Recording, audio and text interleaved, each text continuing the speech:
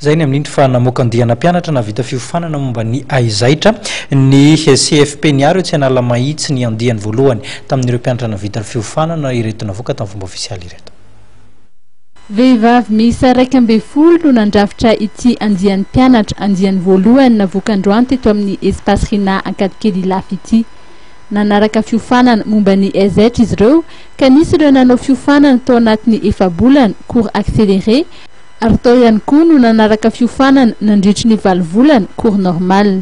Ny zavatra atsehatsika androany dia famoahana ireto mpianatra andiany voalohany tao amin'ny CFP niaro ireto izay navita fianarana coupe couture izy ireo ary navita ny fanadinana ara-panjakana ihany koa dia ho atolotra anazy androany ny diplôme ara-panjakana azony ary aorian'izay dia anao filatrona ihany koa izy ireo ampisehoany ny zavatra vitany. Ny mampiavaka ity fianarana coupe couture ao amin'ny CFP niaro ity dia mpianatra tsirairay dia voara-maso tsirairay mihitsy amin'ny resaka pratika ny teoria ary koa tsy miandro hoe vita fa fotoana ianarany vao avida zavatra izy fa isanandro izy isaky ny tonga mianatra dia mahazo zavatra vaovao hainy foana mahay zavatra vaovao foana ry zareo.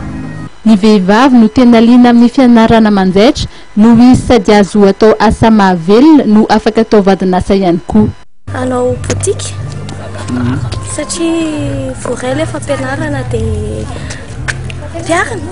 Nanao nefa ny formation ny efa piaraza no natanao anazy.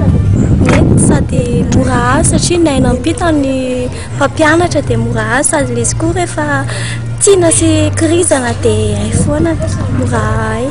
Mba ho matianina sy professionnel amin'ny resaka zay. Ireto mpianatra nivoaka ireto dia nahazo mari-pahaizana ara-panjakana satria ankatoavin'ny ministera mpiany ny CFP niaro ankoatry ny fampianarana teorika dia manao pratika ny mpianatra. Mivoha isanandro alatsinainy ka hatramin'ny zoma ny CFP niaro Analamahitsy mandray fisoratana anarana ary marihana fa afaka isafidianana ny ora ianarana na maraina na atoandro na tapakandro hariva.